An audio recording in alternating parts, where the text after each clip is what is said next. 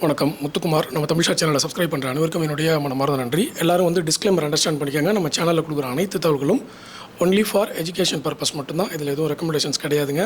அதனால் before investing consult your financial adviser. இப்போ வந்து இந்த வீடியோவில் நம்ம பார்க்க போகிற விஷயம் என்னென்னு பார்த்தீங்கன்னா, நம்ம சனிக்கிழமை வீடியோவில் பார்த்துருந்தோம். கிஃப்ட் நிஃப்டி கம்ப்ளீட்டாக வந்து டவுனில் இருக்குது. அதுவும் வந்து 200 புள்ளிகளுக்கு மேலே வந்து டவுனில் இருக்குது. ஸோ அதனால் நம்ம கேர்ஃபுல்லாக இருக்கணும். மண்டே மார்னிங் எப்படியும் வந்து இறங்கிறதுக்கான வாய்ப்பு தான் இருக்குது அப்படின்ற மாதிரி பார்த்துருந்தோம். ஆனால் இன்றைக்கி காலையில் மார்க்கெட் ஓப்பன் ஆனதுமே பாருங்கள், ஃபுல்லாகவே வந்து அது அப்படியே நடந்திருக்கு. கிஃப்ட் நிஃப்டியை தொடர்ந்து வந்து நம்மளுடைய பங்குச்சந்தையும் வந்து மிகப்பெரிய அளவில் வந்து டவுன் ஆகிருக்கு. அதுவும் நிஃப்டி வந்து இப்போ வரைக்கும் காலையில் 250 புள்ளிகள் இருந்தாலும் இப்போ பார்த்திங்கன்னா 542 புள்ளிகள் வந்து நிஃப்டி டவுனில் இருக்குது. அதே மாதிரி இன்ஃப்ரா பீஸ் வந்து 2.36% டவுனில் இருக்குது. பேங்க் நிஃப்டி 1585 புள்ளிகள், கிட்டத்தட்ட 3% வந்து பேங்க் நிஃப்டி டவுனில் இருக்குது. சரி, மார்க்கெட்டு டவுனில் போகுது. நம்ம இந்த நேரத்தில் டிஃபென்ஸுக்கு என்ன பண்ணுவோம்? இதில் இன்வெஸ்ட் பண்ணுவோம். இதில் கோல்டு சில்வரில் போடுவோம். ஆனால் கோல்டும் இன்றைக்கி வந்து கிட்டத்தட்ட 4.7% இறங்கியிருக்கு. சில்வர் காலையில் பார்த்திங்கன்னா 6%க்கு மேலே ஏற்றத்தில் இருந்தது. இப்போது 5.5% ஏற்றம் சொல்லிட்டேன். சில்வர் வந்து காலையில் 6%க்கு மேலே டவுனில் இருந்தது. இன்றைக்கி வந்து இப்போ கரண்ட்டாக பார்த்திங்கன்னா சில்வர் 5.3% டவுனில் இருக்குது. ஆனால் எப்படி பார்த்தாலும் சில்வரும் டவுனு, கோல்டும் 4.7% டவுனு. நான் ஏற்றம்னு மாற்றி சொல்லிட்டேன். எல்லாமே வந்து இறக்கத்தில் இருக்குது, டவுனில் இருக்குது. ஸோ ஸ்டாக் மார்க்கெட் 500 புள்ளி டவுன் நிஃப்டி. சில்வர் 5%க்கு மேலே டவுன். கோல்டு 4.5%க்கு மேலே டவுன். க்ரூட் ஆயில் இது கிரிப்டோ கரன்சி பார்த்திங்கன்னா பிட்காயின், அதுவும் வந்து நமக்கு 70,000லேருந்து 68,000க்கு இறங்கி போச்சு. இப்போது நம்ம அசட் கிளாஸ்னு எத்தனை பார்ப்போமோ அதில் மேஜராக இருக்கக்கூடிய எல்லா அசட் கிளாஸுமே இந்த 10 நாளாக இறங்கிக்கிட்டே தான் வருது. எதுவுமே ஏறலை. ஓகேவா? இப்போ ஏறுறது எது அப்படின்னு தேடி கண்டுபிடிச்சி அங்கே தான் ஃபண்டை கொண்டு போவாங்க. அந்த மாதிரி பார்க்கும்பொழுது க்ரூட் ஆயிலும் யூஎஸ் டாலரும் மட்டும்தான் இருக்குது. இப்போ ரெண்டே விஷயந்தான் இருக்குது. க்ரூட் ஆயில் அந்த ஸ்ட்ரைட் ஆஃப் ஹார்மஸ்ன்ற ஒரே ஒரு காரணத்தினால தான் ஏறுதே தவிர வேறு எந்த காரணத்தினாலையும் அது இவ்வளோ தூரம் ஏறலை. அந்த ப்ராப்ளம் சால்வ் ஆச்சுன்னா திருப்பியும் க்ரூட் ஆயில் இறங்கிடும். நம்பர் 1. நம்பர் 2, யூஎஸ் டாலரும் அதே மாதிரி தான் இப்போதைக்கு ஏறிட்டு வருது. ஆனால் யூஎஸ் டாலர் எப்பயுமே அதிகபட்சம் ஏறிட்டு திருப்பி இறங்குனது வந்து அதே அளவுக்கு இறங்குனதே கிடையாது யூஎஸ் டாலர். ஓகேவா? ஸோ இப்போ ஃபாரெக்ஸில் இன்வெஸ்ட்மெண்ட் பண்ணுறவங்களுக்கு தான் வந்து ரொம்ப ஹாட்லைனாக வந்து மார்க்கெட் போய்கிட்டு இருக்கு. வேறு எந்த மார்க்கெட்டும் பெருசாக போகலை. க்ரூட் ஆயில் மார்க்கெட் நல்லா போகுது. அதுவும் எம்சிஎக்ஸ்லேயே நீங்கள் வந்து ட்ரேட் பண்ணிக்கலாம் க்ரூட் ஆயிலில். இல்லை இன்டர்நேஷ்னல் மார்க்கெட்டில் ட்ரேட் பண்ணுறவங்க மற்ற கண்ட்ரிஸ் வந்தவங்களுக்கு வந்து க்ரூட் ஆயிலில் நல்ல ஒரு லாபத்தை பார்க்குறாங்க. மற்ற எல்லா அசட் கிளாஸுமே வந்து கம்ப்ளீட்லி வந்து டவுன். நம்ம ஒன்றுமே பண்ண முடியாது. இதில் நம்ம என்ன தான் யோசித்தாலும் என்ன தான் பிளான் பண்ணாலும் இதில் ஒன்றுமே பண்ண முடியாது. இப்போ ஒரே ஒரு ஸ்ட்ராட்டஜி தான் வந்து ஒர்க் அவுட் ஆகிட்டுருக்கு. அது வந்து கேஷ் ஆன் ஹேண்ட் மட்டும்தான். யார் கேஷை கையில் வச்சுருக்காங்களோ அவங்களுக்கு வந்து மார்க்கெட் நல்ல பொசிஷனில் வரும் பொழுது, அதாவது தங்கம் இறங்கும் பொழுது, வெள்ளி இறங்கும் பொழுது, பங்குச்சந்தை இறங்கும் பொழுது நம்ம வந்து இதெல்லாம் வந்து முதலீட்டுக்கு வந்து பயன்படுத்தி கொள்ளலாம். இதில் வந்து ஒரு டேட்டா நீங்கள் கவனிக்கணும்.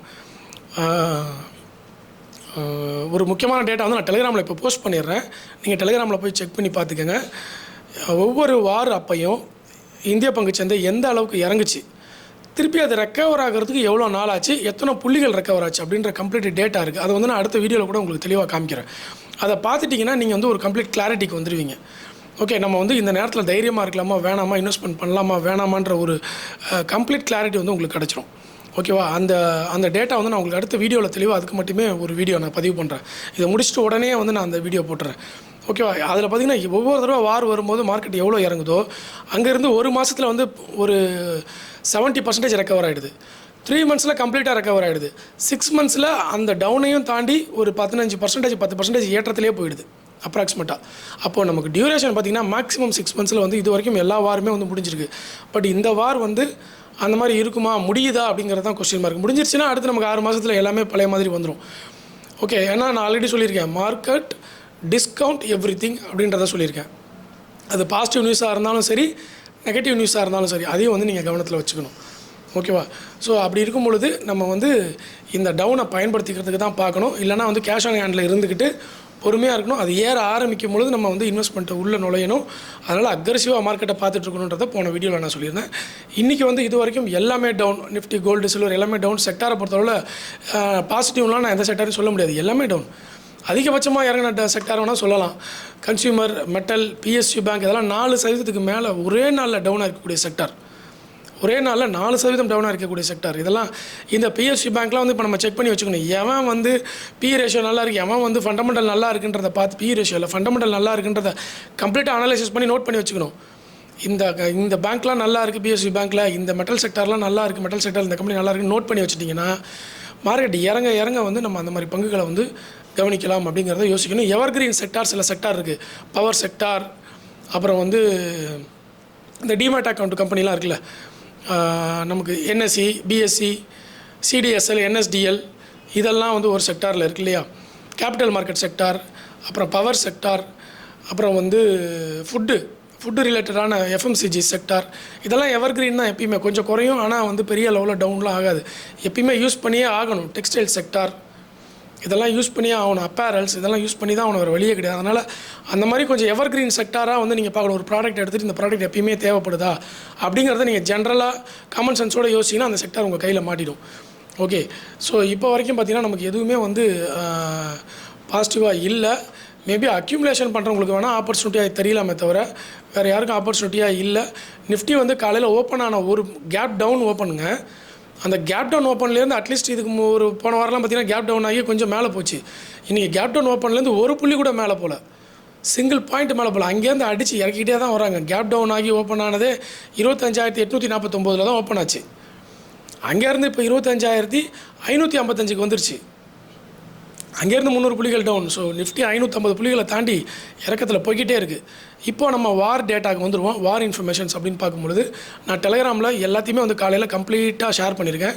கரண்ட் டேட்டா என்ன வாரில் அப்படின்றத. ஸோ அதை வந்து எல்லாருமே போயிட்டு அப்டேட் எடுத்துக்கோங்க. டெலகிராம் லிங்க் கமெண்ட்டில் பின் பண்ணியிருக்கேன். அதே மாதிரி டிமேட் அக்கௌண்ட் ஓப்பன் பண்ணாதவங்களுக்கான என்னுடைய ரெஃபரல் லிங்க் வந்து டிஸ்கிரிப்ஷனில் கொடுத்துருக்கேன். விருப்பம் இருக்கிறவங்க என்னுடைய ரெஃபரல் லிங்கை பயன்படுத்தி நீங்கள் டிமேட் அக்கௌண்ட் ஓப்பன் பண்ணி சப்போர்ட் பண்ணலாம். ஓகேங்களா. அடுத்து பார்த்திங்கன்னா இன்றைக்கி பங்குச்சந்தையில் வந்து நமக்கு சில ஹைலைட்டடான டேட்டா, அதாவது இன்றைக்கி மார்க்கெட்டில் என்ன நடந்திருக்கு அப்படின்றத பார்ப்போம்ல, அந்த டேட்டா வந்து நம்ம பார்க்கணும். அதை பொறுத்தளவில் வந்து ஈரான் டேட்டா கொடுத்துட்டேன் உங்களுக்கு.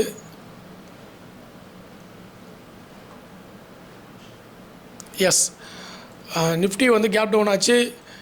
Lowest level Nifty hit 9th April 2025 அப்புறம் மிகப்பெரிய டவுன் சொல்லியிருக்காங்க. அது மட்டும் இல்லை, இந்த மார்ச்சில் இது வரைக்கும் 10% வரைக்கும் நிஃப்டி டவுன் ஆகிருக்கு. Worst monthly fall Nifty since March 2020. இந்த 6 வருடங்களில் வெரி ஒர்ஸ்ட் மந்த்தாக இந்த மார்ச் மாதத்தை வந்து பிக் பண்ணியிருக்கிறோம். அதை வந்து எல்லோரும் நோட் பண்ணிக்கணும். நிஃப்டி வந்து மோர் தென் டவுன் 14% ஆல் டைம் ஹைலேருந்து 14% கரெக்டாக இருக்குது. இதை வந்து நம்ம நோட் பண்ணிக்கணும். நார்மலாக வந்து ஒவ்வொரு வாரப்பையும் நிஃப்டி வந்து 15% வரைக்கும் மேக்ஸிமம் டவுன் ஆகிருக்கு. சில தடவை மட்டும் 18% டவுன் ஆகிருக்கு. அந்த டேட்டாவை அடுத்த வீடியோவில் தெளிவாக ஸ்க்ரீன்ஷாட்டோடு நான் உங்களுக்கு காமிக்கிறேன்.